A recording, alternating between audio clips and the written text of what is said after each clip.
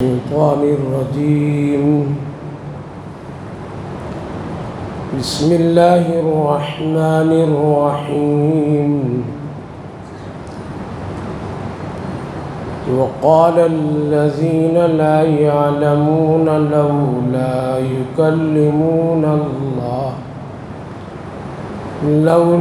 يكلمون الله أو تأتينا آية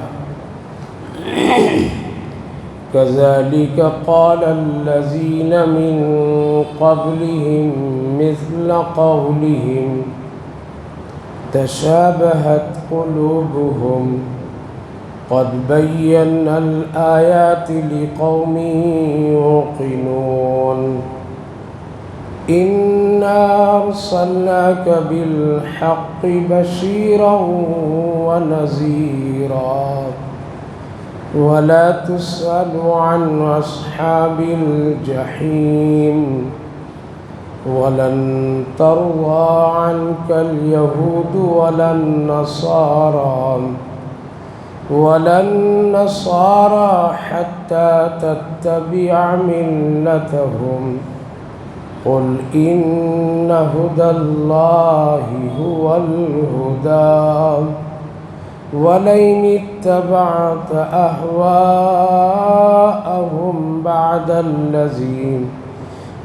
الذي جاءك من العلم ما لك من الله من ولي ولا نصير.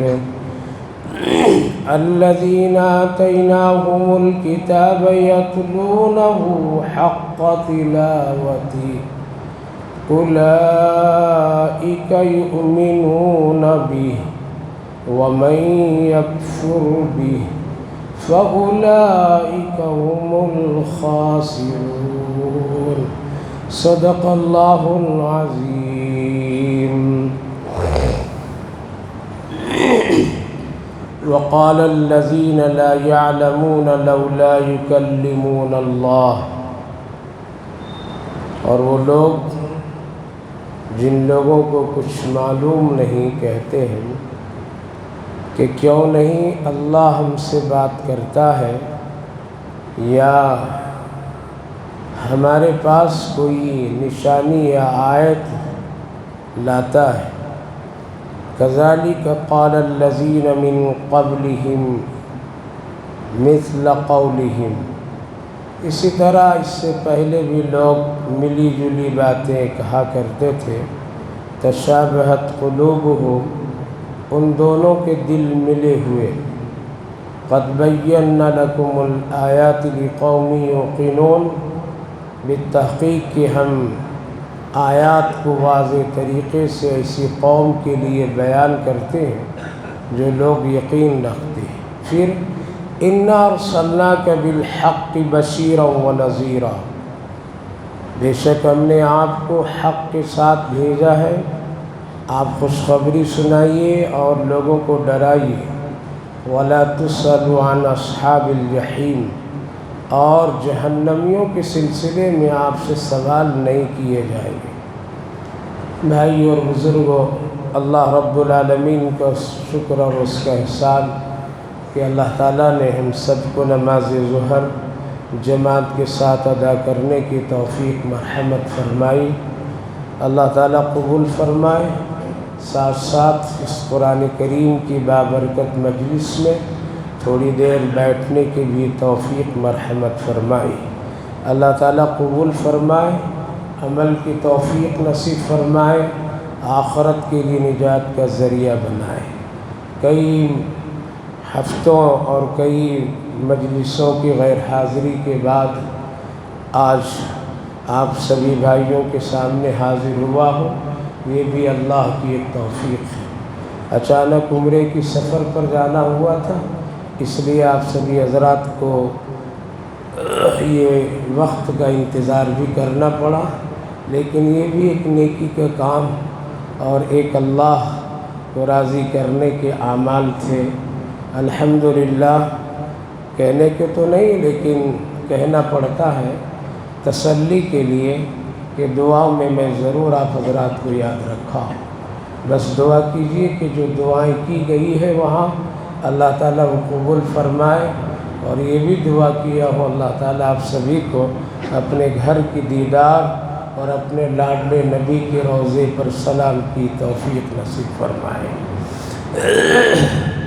سلسلے کے اعتبار سے تفسیر کی آیات جو چل رہی تھی، جس میں یہ عنوان تھا کہ حد درجے تک کہ یہود اور نصارہ یعنی یہودی اور عیسائی لوگ ہمیشہ سے اسلام کے ساتھ دو رخ اور دشمنی اور سازش کی پالیسی کرتے آئے ہیں۔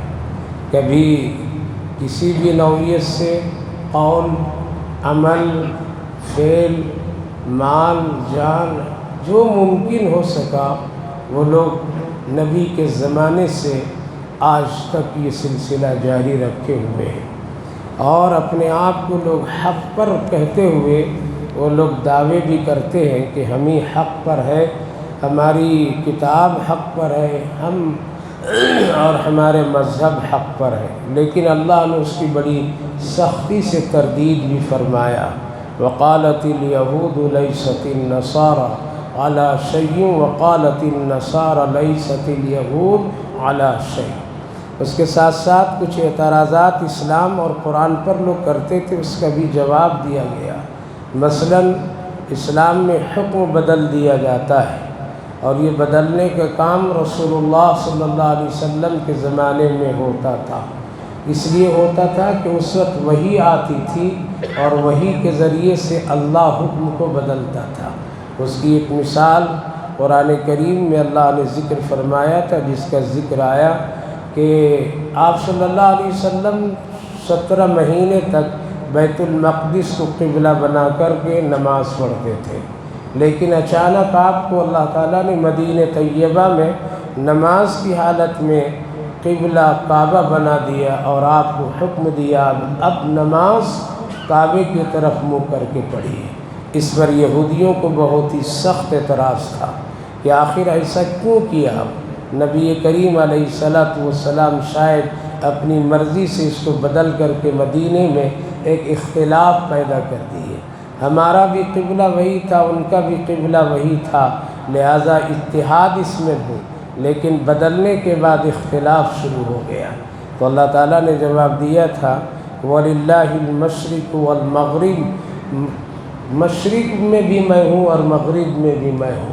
قبلہ تو ایک اتحاد کے لیے ہے، ورنہ نماز تم کدھر بھی منہ کر پڑھ لو تمہاری نماز ہو جائے گی، ہم ہر جگہ حاضر اور ناظر ہیں۔ اس کے بعد پھر اللہ تعالیٰ نے ان یہودیوں کی کچھ باتیں جو آج ہم لوگ بہت ہی اچھا سمجھتے ہیں، دوستی کے لیے ہاتھ بڑھاتے ہیں، ان کو بہت قریب کرتے ہیں، معاشرتی اعتبار سے تو اس کے لیے گنجائش ہے، لیکن ایمانی اعتبار سے اس کی گنجائش نہیں ہے۔ دیکھیے قرآن میں اللہ کیا کہتا ہے۔ ایک تو ان کا اعتراض یہ تھا کہ ہم لوگ مالدار ہیں، ہم لوگ اچھے ہیں، ہم لوگ پہلے کے دین کے ماننے والے، ہم لوگ پڑھے لکھے ہیں، محمد صلی اللہ علیہ وسلم تو مکہ سے ابھی آئے ہیں مدینہ، تو آیت یا کوئی وحی ہم لوگوں کے اوپر نازل ہونی چاہیے تھی۔ یہ حق تو مالداروں کا حق تھا، جبکہ محمد صلی اللہ علیہ وسلم کے پاس تو بظاہر دنیا اور مادی اعتبار سے کچھ بھی نہیں ہے، تو مالداروں کو دینا چاہیے تھا اللہ کو وحی، اور ان میں سے کسی کو پیغمبر بنانا چاہیے تھا۔ بات کرنے کی اگر ضرورت اللہ کو پڑتی تو ہم لوگوں سے بات کرتے، محمد صلی اللہ علیہ وسلم سے کیوں؟ اللہ تعالیٰ نے فرمایا وَقَالَ الَّذِينَ لَا يَعْلَمُونَ لَوْلَا يُكَلِّمُونَ اللَّهُ، لوگ کہتے ہیں کہ ہم سے اللہ کیوں نہیں بات کرتا ہے؟ کیا اللہ ہماری مرضی کے مطابق کام کرے گا یا ہم اللہ کی مرضی کے مطابق؟ اللہ حکیم ہے، وہ جانتا ہے کہ کس کو نبی بنانا ہے، کس کو نیک بنانا ہے، کس سے دین کا کام لینا ہے، کس کو گمراہ بھی کر دینا ہے، کس کے حالات کیا ہیں، اللہ جانتا ہے۔ اس لیے فرمایا کذالک قال الذین، اے میرے محبوب آپ ان کی باتوں کے چکر میں مت آئیے، کہنے دیجیے، اس طرح سے لوگ پہلے بھی کہتے آئے ہیں۔ تشابہت قلوبہم، ان کے دل بدلے ہوئے ہیں، ان کے دل اور ان سے پہلے والے گمراہ فرقے کے لوگوں کا دل بھی اسی طرح سے ہے۔ آپ ان کی بات کی بالکل پرواہ نہیں کیجیے، آپ اپنا کام کیجیے، ہم آپ کو نبی بنا کر کے بھیجے۔ آپ بشارت سنائیے جنت کی، آپ ڈرا دیجیے جہنم سے۔ یہ دو بات آپ کے ذمے میں لگایا ہوں، تیسرا کوئی نہیں۔ وَلَا تُسْأَلُوا عَنْ أَصْحَابِ الْجَحِيمِ۔ اور جو لوگ نافرمانی کر کے انکار کر کے جہنم میں چلے جائیں گے، کل قیامت کے دن ہم آپ سے ان کے بارے میں سوال نہیں کریں گے کہ یہ کیوں جہنم میں چلیں گے۔ آپ تو واضح طور پر نے تو دعوت دے دی، لہذا ایک مسلمان کے لیے، ایک ایمان والے کے لیے اتنا حق ہے کہ حق بات بتا دو، سمجھا دو، محبت سے، شفقت سے، نرمی سے، اخلاق سے۔ مانتا ہے تو الحمدللہ، نہیں مانتا ہے تو اللہ کے حوالے کر دو۔ اس کی گردن پکڑنے کی ضرورت نہیں، اس کے پیچھا کرنے کی ضرورت نہیں ہے، اس کو کسی طرح زور و دھمکی دینے کی ضرورت نہیں ہے۔ بس سنا دیجئے جنت بھی ہے، جہنم بھی ہے، اس کے سوا اور کچھ بھی نہیں ہے۔ لہذا اللہ نے فرمایا اِنَّا أَرْسَلْنَاكَ بِالْحَقِّ بَشِيرًا وَنَذِيرًا۔ ہم آپ کو رسول بنا کر کے بھیجا ہے، آپ ڈرائیے، بشارت سنائیے، یہ دو کام کیجئے، جہنمیوں کے بارے میں آپ سے سوال نہیں کریں گے۔ اللہ نے صاف معاملہ کر دیا، ہم آپ سے نہیں پوچھیں گے آپ کی امت کیوں جہنم میں چلے گئی، لیکن وہ کریم، مہربان، مشفق پیغمبر، ہم سب کے آقا رسول اللہ صلی اللہ علیہ وسلم پھر بھی اس امت کے خاطر روتے تھے، اس امت کے خاطر روتے تھے کہ پتہ نہیں میری امت جہنم میں چلی گئی تو کیا ہوگا۔ جب جب حضرت جبریل علیہ السلام اگر جہنم کی کوئی حالات، کوئی عذاب کی کیفیت سناتے تھے، سننے کے بعد پہلا سوال رسول اللہ صلی اللہ علیہ وسلم پوچھتے تھے، اے جبریل اس میں میری امت بھی جائے گی کیا؟ سب سے پہلے یہ نہیں پوچھتے تھے میرے گھر والے، میرے بیوی بچے، کیا میری امت بھی اس میں جائے گی کیا؟ یہ جہنم، یہ خطرناک حالات کا سامنا میری امت کو بھی کرنا پڑے گا۔ حضرت جبریل علیہ السلام بہت دیر کے بعد کہتے تھے یا رسول اللہ، ہاں آپ کی نافرمان امت بھی اس میں جائے گی۔ آپ پھر کچھ نہیں کلام کرتے تھے، آپ کے چہرے کا رنگ بدل جاتا تھا، آپ کی کیفیت میں ایک عجیب و غریب گراوٹ ہو جاتی تھی۔ حضرت ام المومنین عائشہ صدیقہ رضی اللہ عنہا فرماتی ہیں، نبی جب گھر میں داخل ہوتے تھے تو میں سمجھ جاتی تھی چہرے مبارک کو دیکھ کر کے شاید جبریل کو جہنم کے حالات رسول اللہ کو بتا کر کے چلے گئے۔ میرے بھائی بزرگوں، جہنم کو یوں قصے کہانی کی کیفیت نہیں ہے۔ جس پیغمبر صلی اللہ علیہ وسلم ڈر جاتے تھے وہ حال بہت ہی برا حال ہوتا تھا۔ اس لیے یہ دو برحق چیز ہے، ایک جنت اور ایک جہنم، دونوں کی تیاری اور بچنے کا نظام یہیں سے ہے۔ اسی لیے اللہ کے رسول صلی اللہ علیہ وسلم نے صاف صاف اپنی نبوت کے بارے میں، اپنی رسالت کے بارے میں، اللہ کے پیغمبر ہونے کی وجہ سے صاف صاف بتا دیے، اے لوگوں اس بنیاد پر تم جنت میں جا سکتے ہو، اس بنیاد پر تو جہنم میں چلے جا سکتے ہو۔ اس لیے میرے بھائی بزرگوں، جہنم سے بچنے کی فکر اور جنت میں جانے کی شوق اسی دنیا میں بنا لیجئے، ورنہ مرنے کے بعد یہ راستہ بند ہو جاتا ہے۔ اب جو آیت آ رہی وہ بڑی عجیب و غریب ہے۔ اللہ کے رسول صلی اللہ علیہ وسلم ہر ممکن چاہتے تھے کہ کوئی بھی کافر نہ رہے، ہر ممکن چاہتے تھے کوئی یہودی بن کر کے نہ مرے، کوئی عیسائی نصارہ بن کر کے نہ مرے۔ میں ہوں، مجھ پر ایمان لیا ہے، میری بات مان لے، اللہ کی بات مان لے۔ اس لیے ہر ممکن کوشش کرتے تھے یہ بندہ کس چیز سے مجھ سے خوش ہوگا وہ میں کام کروں، یہ بندہ کس سے راضی ہو جائے، کس سے میری طرف قریب آ جائے، میری بات سننے کے لیے کون سا یہ میں کام کروں جو یہ سن لے۔ آپ ہر ممکن کوشش کرتے تھے۔ کبھی کبھی تو آپ ان کی باتوں کو اس طرح مانتے تھے کہ صحابہ کہتے تھے یا رسول اللہ مت مانیے، لیکن آپ صرف اس لیے مان لیتے تھے تاکہ ہو سکتا ہے میری اس محبت، اس اخلاق کی بنیاد پر یہ میرے قریب آ گئے اور ایمان کی توفیق اس کو مل جائے۔ مثلاً ایک واقعہ ہے قرآن کریم کی 11ویں جز میں، یہودیوں نے مدینہ طیبہ میں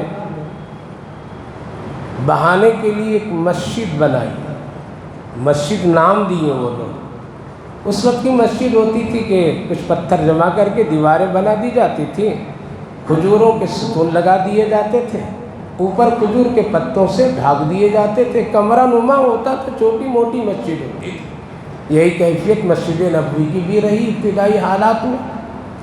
تو ان لوگوں نے ایک مسجد نام دے کر کے ایک عمارت چھوٹی موٹی بنائی۔ صحابہ پوچھتے رہے ان یہودیوں سے کہ یہ کیا کر رہے ہو؟ کہا کہ ایک مسجد بنا رہے ہیں۔ کیوں بنا رہے ہو؟ مسجد تو ہے، رسول اللہ کی مسجد تو ہے، مسجد نبوی ہے، مسجد رہتے ہوئے تم ابھی مسجد کیوں بنا رہے ہو؟ کہا کہ نہیں، ہم لوگ بوڑھے لوگ محلے میں ہیں، کمزور لوگ محلے میں ہیں، وہ لوگ وہاں تک نہیں جا سکتے، اس لیے وہ لوگ یہیں نماز پڑھیں گے۔ حالانکہ ان لوگوں کی نیت کچھ اور تھی کہ ہم لوگ یہاں جمع ہوں گے، بیٹھیں گے، اسلام کے خلاف مشورہ کریں گے، سازشیں کریں گے، یہ ان کا مقصد ہے۔ جب وہ عمارت تیار ہو گئی تو اللہ کے رسول صلی اللہ علیہ وسلم کی خدمت میں لوگ آئے، کہا کہ محمد صلی اللہ علیہ وسلم ہم لوگ ایک چھوٹی موٹی مسجد میں حضوروں کے لیے بنائے، آپ اگر اس کو افتتاح کر دیں اور ایک وقت کی نماز آپ پڑھا دیں تو یہ ہم لوگوں کے لیے بڑی خوش نصیبی کی بات ہوگی، اور آپ کی اس اخلاق کی بنیاد پر پورے محلے والے ایمان لے آئیں گے، آپ یہ کام کر دیجیے۔ اللہ کے رسول صلی اللہ علیہ وسلم نے فرمایا ٹھیک ہے، میرا ایک سفر ہے، اس سفر سے واپسی پر میں وہاں ظہر کی نماز پڑھ لوں گا۔ طے ہو گیا۔ سفر سے جب واپس ہو رہے ہیں تو آپ نے ساتھیوں سے کہا کہ میں نے وعدہ کیا ہے، وہ ایک مسجد وہ لوگ بنائے ہیں، چلو ان کی افتتاح کر دیں گے، نماز پڑھیں ظہر کی۔ حضرت عمر کو معلوم نہیں تھا، حضرت عمر رضی اللہ عنہ سنے کون سی مسجد یا رسول اللہ، کیسی مسجد؟ ابھی تو مسجد کی ضرورت تو ہے نہیں، مدینے میں اتنی آبادی تو نہیں ہے، ابھی جو موجودہ مسجد ہے وہ مسجد تو خالی رہتی ہے، اور اس محلے میں کون معذور ہے؟ کوئی تو معذور نہیں ہے۔ لگ رہا ہے وہ لوگ سازش اور فتنے کے لیے وہ عمارت بنائے ہیں، یا رسول اللہ آپ ہرگز اس کی افتتاح مت کیجیے۔ ایک دوستی، آپ چاہ رہے ہیں کہ دوستی ہو جائے، آپ چاہ رہے ہیں یہودی خوش ہو جائے، پورا محلہ اسلام کو قبول کر لیں۔ حضرت عمر رضی اللہ عنہ کہتے ہیں آپ ہرگز مت جائیے۔ حضرت عمر ڈٹ جاتے ہیں، یا رسول اللہ وہ مسجد نہیں ہے، وہ بلکہ سازش خانہ ہے، وہ فتنوں کا گھر ہے، اسلام والوں کے خلاف وہ لوگ بیٹھ کر کے وہاں مشورہ کریں گے، یہ میری فراست اور میری نگاہ دیکھ رہی ہے، یا رسول اللہ آپ مت جائیے۔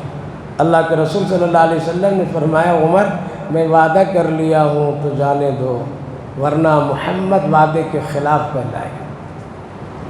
چل حضرت عمر ساتھ میں، لیکن آپ نے دامن پکڑ کے روک دیا، مت جائیے آپ۔ کمال ہے حضرت عمر رضی اللہ عنہ، یہ ہے شخصیت۔ آج بہت سارے لوگ کہہ دیتے ہیں حضرت عمر نے اسلام میں بہت ساری زیادتیاں کر دی، انہوں نے گھٹا اور بڑھا دیا۔ میرے بھائی بزرگوں، اس صحابی رسول کے سلسلے میں زبان میں کبھی کوئی شکوہ مت لاؤ، ورنہ اللہ کے یہاں پکڑ ہو جائے گی۔ جس کی رائے پر قرآن کی 17 آیتیں نازل ہوئی، ایک دو نہیں۔ عمر زمین پر سوچتے تھے، اللہ عرش سے آیت اتار دیتا۔ دامن پکڑ لیے، مت جائیے یا رسول اللہ۔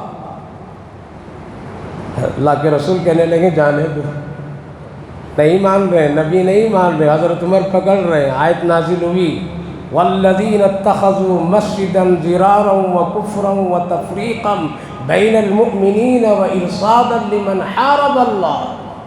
11ویں جز میں اللہ نے صاف آیت نازل، یہ لوگ مسجد نہیں بنائے، یہ تو فتنہ خانہ ہے، یہ سازش خانہ ہے۔ آپ نماز پڑھنے اور پڑھانے کے بجائے میرے نبی آپ جائیے اور اس کو آگ لگا کر کے جلا کر کے خاکستر کر دیجیے۔ بس آیت نازل ہوئی ہے، اللہ کے رسول صلی اللہ علیہ وسلم کہنے لگے آج اگر اللہ کا عذاب آتا تو عمر کے سوا کوئی نہیں بچ سکتا تھا۔ آپ جلا دیے اس کو، اس عمارت کو ختم کر دیں۔ آج بھی مسجد مدینہ طیبہ میں اس کے نشانات باقی ہیں، آج بھی وہ جگہ اور وہ زمین باقی ہے، وہاں ہریالی نہیں آتی ہے۔ ایک صحابی رسول صلی اللہ علیہ وسلم نے کہا یا رسول اللہ وہ زمین خالی ہے مجھے دے دیجئے میں وہاں گھر بنا کر کے بس جاؤں. آپ نے فرمایا چلے جاؤ بس جاؤ. لیکن وہاں بیمار ہونے لگے, ان کی طبیعت ٹھیک نہیں رہنے لگی, اولاد نہیں ہونے لگی. آ کے شکایت کیا رسول اللہ سکون نہیں اس جگہ پر. کہا کہ وہاں اللہ کا عذاب اترا ہے اس لیے وہاں سکون نہیں ملے گا, اس کو بدل دو. تو اس وقت سے لے کر کے آج تک کی وہ جگہ خالی پڑی ہوئی ہے. لکھتے ہیں کہ گھاس بھی نہیں وہاں تر و تازہ ہو پاتا ہے. وہاں اگر کوئی کبوتر یا کوئی پرندہ انڈا دیتا ہے تو انڈا سلامت کے ساتھ نہیں رہتا ہے, اتنا ناراض ہوئے. عرض یہ کر رہا ہوں میرے بھائی بزرگوں, ایک آیت ہے سنیے اس کا ترجمہ, اور پھر ہم لوگ اپنی زندگی کو ذرا اس آئینے میں دیکھیے کہ ہم لوگ کہاں کہاں بھٹک رہے ہیں.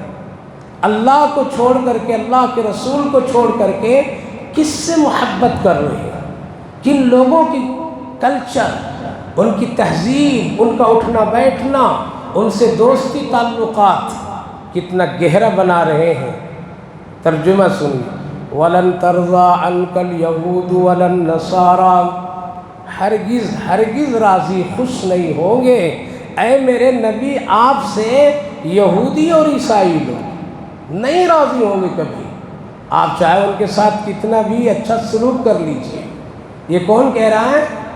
اللہ کہہ رہا ہے, کوئی مدرسے کے مفتی نہیں کہہ رہا ہے. اللہ دل کی کیفیت کو جانتا ہے, وہ نسلوں تک کے جانتا ہے, سب کی روحوں کی خبر رکھتا ہے. قیامت تک جتنے یہود و نصارہ آئیں گے سب کے حالات اللہ کے علم میں ہے. اس لیے فرمایا اے میرے نبی آپ سے یہودی اور عیسائی ہرگز راضی اور خوش نہیں ہوں گے, حتیٰ تتبع ملتہم, یہاں تک کہ آپ اپنا دین چھوڑ کر کے, نعوذ باللہ, اگر آپ ان کے دین کو بھی قبول کر لیں گے تب بھی یہ آپ کو نہیں مانیں گے اور آپ سے خوش نہیں ہوں گے. حتیٰ تتبع ملتہم, اور اگر خدا نخواستہ اگر آپ ایسا کر لیں گے تو آگے سنیے, قل ان ھدی اللہ ھو الھدی, بلکہ آپ صاف صاف کہیے ان لوگوں سے کہ ہدایت صرف اللہ کے قبضے میں ہے, وہ جو کہے گا وہی میں کروں گا, تیری بات پر عمل نہیں کروں گا. وَلَئِنِ اتَّبَعْتَ أَهْوَاءَهُمْ, اور اے میرے نبی اے میرے رسول اگر آپ ان کی خواہشات کی پیروی کر لیں گے, جیسا وہ کہیں گے وہ آپ کریں گے, جو کہیں گے آپ سن لیں گے, جہاں لے جائیں گے آپ چلے جائیں گے, یعنی ان کی خواہشات کی, ان کی آرزو کی آپ پیروی کر لیں گے, جبکہ آپ کو میں نبی بنا دیا, آپ کے پاس حق کا علم دے دیا, تو سن لیجئے مَا لَكَ مِنَ اللَّهِ مِن وَلِيٍّ وَلَا نَصِيرٍ, اس دنیا میں پھر اللہ کے مقابلے میں آپ کا کوئی مدد کرنے والا نہیں ہوگا. یہ کن سے گفتگو ہو رہی ہے؟ اللہ اور اللہ کے رسول سے ہو رہی ہے. علماء مفسرین لکھتے ہیں یہ ناممکن ہے کہ آپ یہودی کے مذہب کا اتباع کریں گے, یہ ناممکن ہے کہ آپ عیسائیوں کے دین کی خواہش اور اس کی پیروی کریں گے, یہ ناممکن ہے. لیکن یہ آیت کریمہ کے ذریعے سے اور اس کلام اور گفتگو کے ذریعے سے اللہ ہم جیسے کمزوروں کو پیغام دیا اللہ تعالیٰ, تمہاری کامیابی میری رضا میں ہے, تمہاری کامیابی میرے نبی کی اتباع میں ہے, تمہاری کامیابی اسلام کی اتباع میں ہے, قرآن کی اتباع میں ہے. اگر تم اسلام سے ہٹ کر کے, رسول اللہ کی پیروی شریعت سے ہٹ کر کے, اگر دنیا کی غرض حاصل کرنے کے لیے اگر تم یہودیوں کی اتباع خوشی میں اپنے دین کو کمزور کر دو گے تو تم کبھی بھی کامیاب نہیں ہو سکو گے, بلکہ تمہارا پھر اس دھرتی پر کوئی مدد کرنے والا نہیں ہوگا, نہیں ہوگا. میرے بھائی بزرگوں, یہ صاف صاف دو ٹوک بات اللہ اپنے رسول سے سنا رہا ہے. حقیقت میں یہ کلام ہم لوگوں سے ہے. آج ہم لوگ کہاں کہاں اسلام کو گرا رہے ہیں. الزام ہم دیتے ہیں کہ وہ اسلام کو وہ گرا رہا ہے, الزام ہم دیتے ہیں کہ ہمارے اسلام کے خلاف وہ بولتا ہے, الزام ہم دیتے ہیں کہ فلاں ہمارے اسلام کے خلاف سازشیں کر رہا ہے. لیکن خود ذرا سا ٹھنڈے دل سے غور کیجئے, ہم اپنے اسلام کو کہاں کہاں گرا رہے ہیں, ہم اپنے پیارے آقا کے دین اور شریعت کو کہاں کہاں ٹھوکر مار دیتے ہیں اور دوسروں کو طریقہ اس کے آگے کر دیتے ہیں. کھانے میں, پینے میں, پہننے میں, معاملات میں, تجارت میں, دوستی میں, سفر میں, حضر میں, دیکھ لیجئے کتنا یہودیوں کا رنگ چڑھا ہوا ہے ہمارے اوپر، اسلام کے خلاف کیسے کیسے رنگ ہم چڑھا دیے، قسم خدا کی دیکھنے کے بعد ایسا لگتا ہے کہ اسلام ہم لوگوں کے پاس نہیں ہے۔ یہ چند حالات سے اسلام نظر آتے ہیں، لیکن قلبی اور حقیقی ایمان دل میں نہیں ہے۔ جس کے دل میں قلبی اور حقیقی ایمان ہوتا ہے وہ بدلتا نہیں ہے کہیں، چاہے اس کے سامنے حالات کتنے سے کتنے مشکل کا آ جائے، اس کے سامنے ظالم ڈٹ کر کے کھڑا ہو جائے، پھر بھی وہ اپنے آپ کو بدلتا نہیں ہے، اور نہ اسلام کو گرنے دیتا ہے، نہ رسول اللہ کی سنت کو گرنے دیتا ہے۔ حضرت حذیفہ بن یمان رضی اللہ عنہ تھے، عیسائیوں کے دربار میں پہنچے تھے، نبی کا پیغام لے کر کے پہنچے تھے، نبی کا ایک پیغام لے کر کے قاصد بن کر کے گئے تھے۔ تمام رومیوں نے ان کا استقبال کیا، سرخ قالین بچھائے، سونے کی کرسی بنا کر کے بیٹھنے کے لیے تیار کر دیے، بہترین کھانے کا انتظام کیے۔ حضرت حذیفہ بن یمان رضی اللہ عنہ کو جب سونے کی کرسی پر بیٹھنے کے لیے دیا گیا، آپ اتنا غور نہیں کیے، بلکہ آپ اچانک بیٹھ گئے۔ بیٹھنے کے بعد دیکھیں کہ بہت ہی نرم، بہت ہی آرام دہ، بڑی خوبصورت کرسی لگ رہی ہے، تو اپنے دوست سے پوچھیں یہ سونے کا تو نہیں ہے؟ کہا کہ ہاں، آپ کی احترام اور عزت کے لیے بادشاہ وقت نے یہ سمجھ کر کے یہ محمد صلی اللہ علیہ وسلم کے قاصد ہیں، تو آپ کے احترام میں یہ سونے کی کرسی صرف آپ کے لیے تیار کرائے، آپ بیٹھیے۔ نیچے اتر کر کے قالین پر بیٹھے اور ہٹا دیے، اس کو ہٹاؤ۔ کہنے لگے کہ کیوں؟ کہا کہ مردوں کے لیے نبی نے سونا حرام قرار دیا ہے، ہم استعمال نہیں کر سکتے تھوڑی دیر عزت نفس کی خاطر۔ ہم وہ مسلمان ہیں کہ اگر ہمارا دوست کو غیر ہے اور اگر کھڑے کھڑے کھاتا ہے تو اس کی دلدادی میں ہم بھی کھڑے کھڑے کھاتے ہیں۔ پتہ نہیں اگر بیٹھ کر کے کھائیں گے تو یہ مجھے کیا سمجھے گا، اگر بیٹھ کر کے ہم سنت کے مطابق کھائیں گے تو شاید کہ دوستی میں نا اتفاقی آ جائے گی۔ اس لیے اس کو خوش کرنے کے لیے نبی کی سنت کو ہم ٹھکرا دیتے ہیں اور اس کی خواہش کی ہم پیروی کر لیتے ہیں۔ وہ مسلمان ہم لوگ ہیں، وہ ہماری تہذیب ہے، وہ ہمارا کلچر ہے۔ ہم اتنا دور ہیں نبی کی سنت سے۔ جب کھانے لگے اور دسترخوان لگا تو اگر کوئی دانہ، کوئی لقمے سے یا کوئی ٹکڑا گر جاتا تھا تو آپ اٹھا کر کے پہلے اس کو کھاتے تھے۔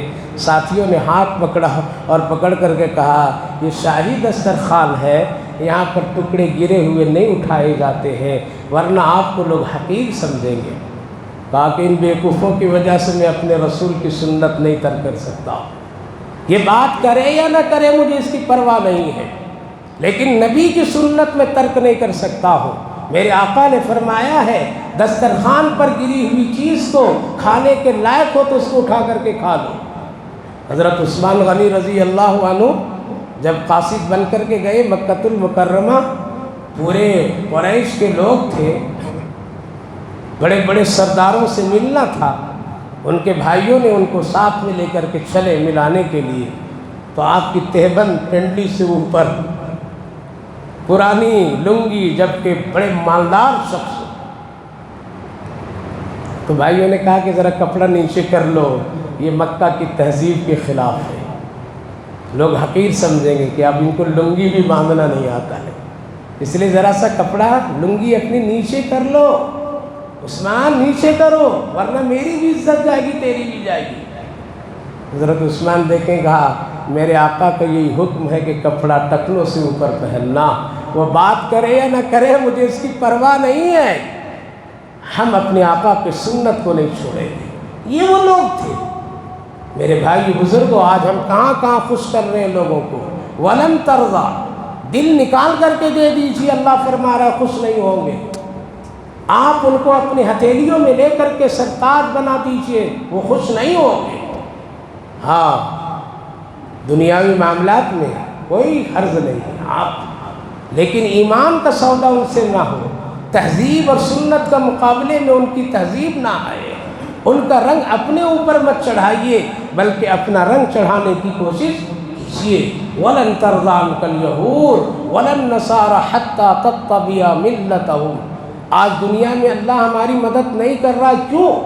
اس لیے نہیں کر رہا ہے ہماری 90% زندگی غیروں کے ہاتھ میں چلی گئی ہے، ہماری پوری تہذیب غیروں کے ہاتھ میں ہے، ہمارا اوڑھنا بچھونا پہننا سب غیروں کے طریقے پر ہے۔ اللہ جب نبی سے کہہ رہا ما لک من اللہ، اگر آپ اس کی اتباع کریں گے تو پھر میرے مقابلے میں آپ کو کوئی مدد کرنے والا نہیں ہوگا۔ اس لیے زمین میں ہم بلبلاتے پھر رہے ہیں، کبھی ان کے در پر جا کر کے بھیک مانگ رہے ہیں، حجاب دے دو تاکہ میری بچیاں پردے میں آ جاؤ۔ ان کے در پر جا کر کے بھیک مانگ رہے ہیں، اذان کی اجازت دے دو تاکہ فجر کی اذان ہم دے لیں گے۔ کیوں ضرورت پڑی؟ کیوں یہ مسئلہ بنا؟ کیوں اتنا ہم کمزور ہو گئے؟ اس لیے ہو گئے کہ ہم جیتے جی خوشی کے ساتھ رسول اللہ کی سنتوں کو چھوڑ کر کے غیروں کی پرورش اور ان کی پیروی میں لگ گئے ہیں۔ یہ خوش ہو جائے، سیاسی حضرات خوش ہو جائے، وہ خوش ہو جائے، صرف دیکھنے لے لیڈر کبھی مندر جاتا ہے کبھی پوجا کرتا ہے تاکہ خوش ہو جائے، کرسی بچ جائے۔ اس کے پیچھے پیچھے مسلمانوں کے ایک بڑا طبقہ بھی چل رہا ہے، یہ صاحب خوش ہو جائے تو میرا کام بن جائے۔ کوئی نہیں بنانے والا ہے، بنانے والا صرف اور صرف اللہ ہے، اللہ ہے۔ وَلَن تَرْضَىٰ عَنْكَ الْيَهُودُ وَلَا النَّصَارَىٰ حَتَّىٰ تَتَّبِعَ مِلَّتَهُمْ۔ اس لیے میرے بھائیو بزرگوں، اپنے دین کو بچائیے، ایمان کو بچائیے، اپنی تہذیب کو بچائیے، اپنے بچوں میں اسلام کی پہچان ابھی سے دیجیے۔ یہ نہ سوچیے کہ یہ بڑے ہو کر کے مسلمان پکے سچے بنیں گے، نہ، بلکہ ابھی سے ان میں فکریں دیجیے، گھروں میں دین کا تذکرہ کیجیے، صحابہ کا تذکرہ کیجیے، ولیوں کا تذکرہ کیجیے، اپنا رہن سہن، اپنے باپ داداؤں کی دین کا تذکرہ کیجیے کہ وہ کیسے رہتے تھے، ان کا اوڑھنا بچھونا کیسا ہوتا تھا، ان کے چہرے مہرے کیسے ہوتے تھے، تبھی کامیابی ہوگی۔ اللہ فرمایا ما لک من اللہ الذین آتیناہم الکتاب یتلونہ حق تلاوتہ۔ یہودیوں کی اتباع میں اللہ بھی ناراض ہوتا ہے اور اللہ کے فرشتے بھی ناراض ہوتے ہیں۔ ایک واقعہ سنایا تھا شاید، حدیث بخاری شریف، ایک صحابی حضرت حسین رضی اللہ عنہ، حسین وہ حسین نہیں جو شہید کربلا ہے، حسین سعد سے، بڑے متقی پرہیزگار صحابی تھے، فرشتے ان کو سلام کرتے تھے اور مصافحہ بھی کرتے تھے۔ لوگ مدینے میں جانتے تھے کہ اسی لیے کبھی کبھی ان کے پیچھے لوگ گھو لیتے تھے تاکہ ہم بھی فرشتے کو دیکھ لیں۔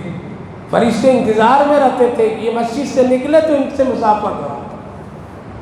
ایسے متقی رسول اللہ صلی اللہ علیہ وسلم بھی جانتے تھے کہ میرے شاگردوں میں ایسے شاگرد بھی ہیں کہ جب کبھی وہ قرآن یہاں پڑھتا ہے تو عرش پر اس کا چرچا ہوتا ہے، اور مجھے حکم ہوتا ہے اے محمد عبید بن کعب کی قرآن آپ سنیے۔ تو ایسے صحابی تھے، ان کے ہاتھ میں ایک زخم نکل آیا، تو ان کے پڑوسی یہودی تھے، اس نے کہا کہ اس کا علاج میں بتاتا ہوں، اگر میرے مطابق تو علاج کر لے تو ٹھیک ہو جائے گا، آگے بتا دو۔ تو اس نے اپنے مذہب کے طور طریقت سے کیا کیا، علاج بتایا، اور اس کو کچھ پڑھنا اور ساتھ ساتھ اس زخم کو آگ سے جلانے کا طریقہ بتایا، کر دی، ٹھیک ہو گئی، ٹھیک ہو گیا۔ اب وہ آتے ہیں مسجد تو فرشتے غائب، راستے میں ملاقات بند، مصافحہ بند، پریشان ہو گئے، ارے وہ کہاں چلے گئے رحمت کے فرشتے؟ اللہ کے رسول صلی اللہ علیہ وسلم کی خدمت میں حاضر ہوں، یا رسول اللہ مجھ سے پتہ نہیں کون سا گناہ ہو گیا، فرشتے جو مصافحہ مجھ سے کرتے تھے اب بند کر دیے، نظر بھی نہیں آتے ہیں، سلام کا جواب بھی نہیں سن پاتا ہوں، اللہ کے رسول پتہ نہیں کیا غلطی ہوئی، غور کیا میں تو مجھ سے کوئی ایسی چیز نظر نہیں آ رہی کہ میں غلطی کیا۔ کہا کہ غور کرو اور ٹھیک سے دیکھو، سوچو۔ کہا کہ ایک چیز بات سمجھ میں آئی، میرے ہاتھ میں زخم، اور یہ زخم کا علاج میں ایک یہودی سے کروایا۔ کس سے؟ ایک یہودی کے طریقے سے کرایا۔ اللہ کے رسول صلی اللہ علیہ وسلم اس دن سے یہ کام ختم ہو گیا ہے، اس دن سے فرشتے نظر نہیں آ رہے ہیں، اس دن سے یہ معاملہ میرا رک گیا ہے۔ اللہ کے رسول صلی اللہ علیہ وسلم نے فرمایا تم کو تو میرے پاس آنا چاہیے تھا وہاں جانے کے بجائے، اس لیے تم نے جب اس کا طریقہ اختیار کیا ہے فرشتے ناراض ہو گئے، اس لیے توبہ کر لو، پھر اللہ تجھے اس مقام کو عطا فرما دے گا۔ ہم یہاں پہ کوئی اعتراض یہ نہیں کر سکتا ہے کہ علاج کے لیے ہم غیر ڈاکٹروں کے پاس جاتے ہیں، وہ جاتے ہیں۔ میرے بھائی بزرگوں، یہ مسئلہ الگ ہے، اس کا تعلق تقوی سے ہے، صحابی سے ہے، لیکن ایک اشارہ ملتا ہے کہ ان کی اتباع میں خیر نہیں ہے۔ کیا ہے؟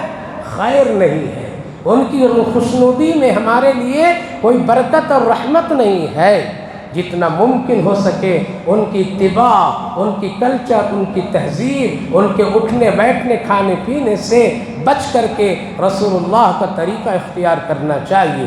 تو فرمایا الذین آتیناہم الکتاب، حالانکہ چاہیے تھا کہ تلاوت کرتے وہ قرآن کریم کا یا توریت اور زبور کے، اور جیسا حق تھا ویسا کرتے، پھر ایمان لاتے تو یہ کامیابی ہوتی، لیکن یہ لوگ ایمان نہ لا کر کے خسارے میں پڑ گئے ہیں۔ لہٰذا میرے بھائی بزرگوں، عرض یہ کرنا ہے خلاصے کے طور پر، ہمیشہ اللہ سے رجوع کیجیے۔ دنیا کی کسی بھی چاہت، دنیا کی کسی بھی خواہش کی پیروی، کسی کو خوش کرنے کے لیے ایمان اسلام کو پیچھے مت چھوڑیے، اور کبھی یہ نہ سوچئے ہم کر رہے ہیں پھر بھی خوش ہیں، ہم اس کی اتباع کر رہے ہیں ہم تو خوش ہیں، کچھ اللہ تو نہیں کر رہا، اللہ عذاب نہیں دے رہا، اللہ پکڑ نہیں رہا ہے، اللہ کی طرف سے کوئی سزا نازل نہیں ہو رہا، ہم تو ٹھیک ہیں۔ نہیں، یہ سوچنا غلط ہے، یہ غلط ہے۔ دنیا کی نعمتوں میں خوش رہ کر کے زندگی گزارنا، اس خوش فہمی میں نہ رہیے کہ اللہ ہم سے مکمل راضی ہے، اللہ ہم سے خوش ہے اسی لیے ہم کو سب کچھ دیا ہے، نہیں، بلکہ کبھی کبھی دولت اور نعمت بھی کبھی عذاب بن جاتی۔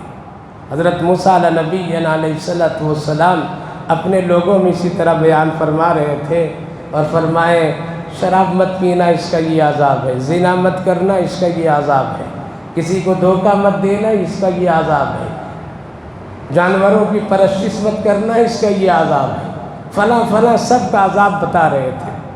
مجمع میں ایک شخص کھڑا ہوا اور کھڑا ہو کر کے کہا موسیٰ علیہ السلام آپ جو کہہ رہے ہیں وہ غلط کہہ رہے ہیں، کیوں؟ کہا کہ میں سب گناہ کرتا ہوں لیکن ہم پر کوئی عذاب ابھی تک نہیں آیا۔ اگر گناہ سے اللہ کا عذاب آتا تو سب سے پہلے میرے اوپر آتا۔ ہم شراب بھی پیتے، زنا بھی کرتے، بت پرستی بھی کرتے، نافرمانی بھی کرتے، بہت کچھ کرتے ہیں، پتہ چلا اللہ ناراض نہیں ہے مجھ سے، ناراض تو اس سے ہے جو بیمار ہو جاتا ہے، ناراض تو وہ ہے جو بھیک مانگتا ہے، ناراض اللہ اس سے ہے جو لوگ غربت میں زندگی مصیبت میں گزارتے ہیں۔ ہم تو نعمتوں کے ساتھ میں، صحت کے ساتھ میں، ہمارے بچے خوش ہیں، ہمارے گھر گھرانہ خوش ہے۔ حضرت موسیٰ علیہ السلام تھوڑی دیر خاموش ہو گئے، خاموش ہو گئے، کیا جواب اس کا دیا جائے؟ یہ تو صحیح کہہ رہا ہے، یہی تو ابھی طریقہ ہے، یہی تو سوچ ہے، ہم اچھے ہیں میرا اللہ بھی اچھا ہے، ہم ٹھیک نہیں تو میرا اللہ بھی ٹھیک نہیں ہے، یہی تو سوچ ہے۔ اللہ خوش ہے تو ہم کو دے رہا ہے، اللہ ناراض ہے تو اس کو نہیں دے رہا ہے، یہ فرق ہم کرتے رہتے ہیں۔ حضرت موسیٰ علیہ السلام خاموش ہیں، اللہ سے لو لگائے، پروردگار کیا جواب دوں اس کا؟ یہ تو جو کہہ رہا ہے ہم متاثر نہیں ہوں گے، لیکن کچھ کمزور ایمان والے ہیں، کہیں ان کے سوال سے متاثر نہ ہو جائے، اس لیے آپ ہی کچھ جواب دیجیے۔ سنو میرے بھائی بزرگوں، جواب بات ختم کرتا ہوں، کیا جواب دیا؟ آج ہم سمجھتے ہیں کہ نماز چھوڑ کر کے ہم بہت اچھے ہیں، ہم سوچتے ہیں کہ قرآن نہیں پڑھتے تو کون کیا بگاڑ سکتا ہے، کیا بگڑ جائے گا، سود رشوت کھا رہے کون ہے پوچھنے والا، ہم تو اچھے ہیں۔ سنیے جواب، کیا جواب دیا اللہ نے؟ جواب دیا اے میرا نبی، میرا کلیم موسیٰ، میرے پاس جو سب سے بڑا عذاب ہے وہ عذاب میں اس کو دے دیا ہوں، اور یہ مصیبت میں پڑ گیا ہے۔ ہم لوگ مصیبت سمجھتے بیمار ہو جانا ہے، مصیبت سمجھتے غریب ہو جانا، مصیبت سمجھتے ہیں کچھ نقصان اور حادثہ اور حوادثات کا مبتلا ہو جانا۔ اللہ کیا فرمایا؟ میرے پاس جو سب سے بڑا عذاب ہے وہ عذاب میں اس کو دے دیا ہوں، اور یہ اس میں مبتلا ہے۔ حضرت موسیٰ بھی دیکھنے لگے کہ کچھ تو نہیں ہے، بالکل تندرست صحت مند خوشحال، یہ دمنگ کے ساتھ بات کر رہا ہے۔ کہا کہ اللہ وہ کون سا عذاب ہے جو بہت بڑا ہے آپ کے پاس، آج تک میں بھی نہیں دیکھا نہ سمجھا۔ کہا کہ میں نے سجدے کی توفیق اس سے چھین لیا ہے، یہی ہے میرے پاس سب سے بڑا عذاب۔ جس بندہ اور جس بندی کو سجدے کی توفیق نہیں ملتی ہے وہ عذاب میں گرفتار ہے۔ جو مسلمان مرد عورت نماز نہیں پڑھتا وہ اللہ کے عذاب میں گرفتار ہے۔ آپ یہ کہہ دیجئے دعوے کے ساتھ، چاہے کوئی بھی ہو، کہ اگر تم نماز نہیں پڑھتے ہو تو تم اللہ کے عذاب میں پکڑ لیے گئے ہو، تم سجدہ نہیں کرتے ہو تو تم اللہ کے عذاب میں پکڑے ہوئے ہو۔ اگر تیرا باپ نہیں پڑھتا ہے تو وہ بھی عذاب میں ہے، تیری بیوی نہیں پڑھتا وہ بھی عذاب میں ہے، تیری ماں نہیں پڑھتی تو وہ بھی عذاب میں ہے، تیرے بچے نہیں پڑھتے تو وہ بھی عذاب میں ہیں۔ عذاب کا اثر بعد میں ہوگا، اس کی ایک جگہ ہوتی ہے۔ سجدہ یہ بہت بڑا عذاب ہے کہ ایک آدمی نہ کرے۔ شیطان کو عذاب کس سے ملا؟ بولیے بولیے، زور سے بولیے۔ سجدہ نہیں کیا تبھی تو عذاب میں ہے وہ، تبھی تو جہنم قرار دے دیا گیا جہنم میں۔ سجدہ ہی تو نہیں کیا اس نے، اور تو کچھ نہیں کیا، یہی ہے سب سے بڑا عذاب۔ لہذا سجدہ نہ کرنے سے شیطان کو عذاب شروع کر دیا اللہ تعالیٰ نے۔ ایک مسلمان مرد عورت اگر اپنے ایمان کی حالت میں وہ نماز نہیں پڑھتے ہیں لیکن دولت ہے، عہدہ ہے، ملازمت ہے، بچے ہیں، خوشحالی ہے، گھر محل سب کچھ ہے، لیکن اگر سجدہ نہیں ہے تو عذاب میں مبتلا ہے۔ اس کا اظہار حشر کے میدان میں، قبر میں، موت میں، جہنم میں آ جائے گا۔ اس لیے بے نمازی مت رہیے ورنہ عذاب میں پڑے رہیں گے۔ اس لیے نمازی بنیے، یہودی مت بن جائیے، عیسائی مت بن جائیے، کفر میں مت چلے جائیے۔ دنیا کے حالات روز بدلتے دیکھ رہے ہیں، روز نقشہ بدل رہا ہے۔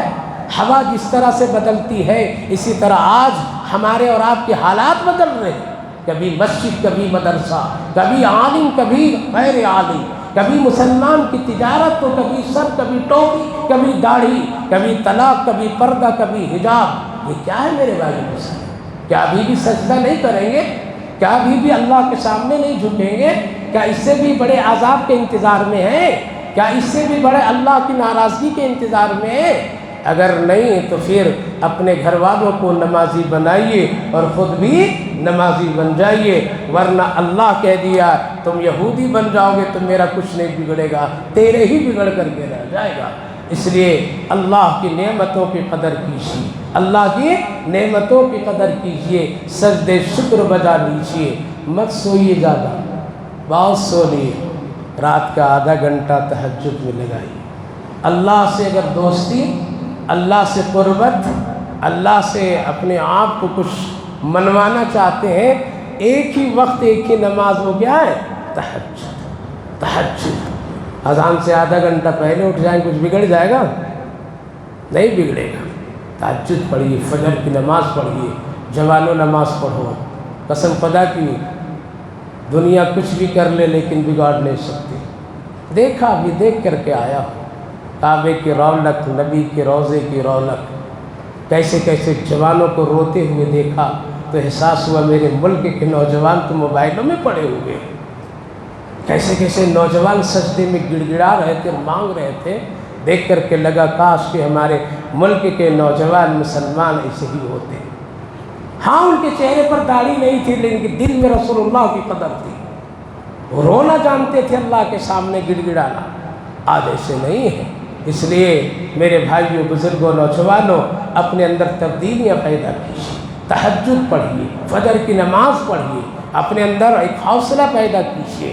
انشاءاللہ اللہ جب راضی ہو جائے گا تو سارا کام ٹھیک ہو جائے گا۔ اللہ آپ کو بھی توفیق دے، ہمیں بھی توفیق دے۔ اللہم صلی